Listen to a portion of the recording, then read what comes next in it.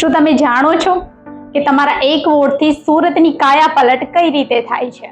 જી હા, સુરત મહાનગરપાલિકાની ચૂંટણીનો શંખનાદ ફૂંકાઈ ચૂક્યો છે. પણ શું તમે જાણો છો કે 9 ઝોન અને 120 કોર્પોરેટરનું આખું માળખું કઈ રીતે કામ કરે છે? તો ચાલો સમજીએ સુરતના વહીવટી તંત્રનું ગણિત. આપણું સુરત કુલ 9 વહીવટી વિભાગોમાં વહેંચાયેલું છે. વરાછા હોય કે અઠવા, કતારગામ હોય કે ઉધના, આખું સુરત આ 9 વિભાગોથી ધબકશે. હવે સમજીએ આંકડાનું ગણિત.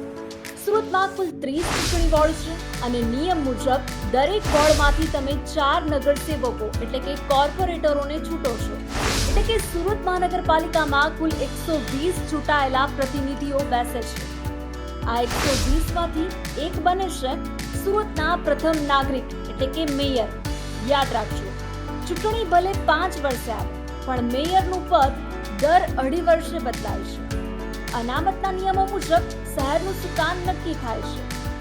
તમારા વિસ્તારના રસ્તા, પાણી, બસ સેવા, મેટ્રો રેલ, બગીચા કે શેરીની લાઇટ આ બધું જ તમારા નગરસેવકના હાથમાં છે. એટલે કે તમારો મત માત્ર નિશાની નથી, એ વિકાસ માટેનો તમારો નિર્ણય છે. ગઈ વખતે સુરતના સમીકરણો એ આખા દેશને ચોંકાવ્યા હતા. હવે 2026માં શું થશે? તો આ હતું સુરત મહાનગરપાલિકાનું માળખું અને આગામી ચૂંટણીનું ગણિત.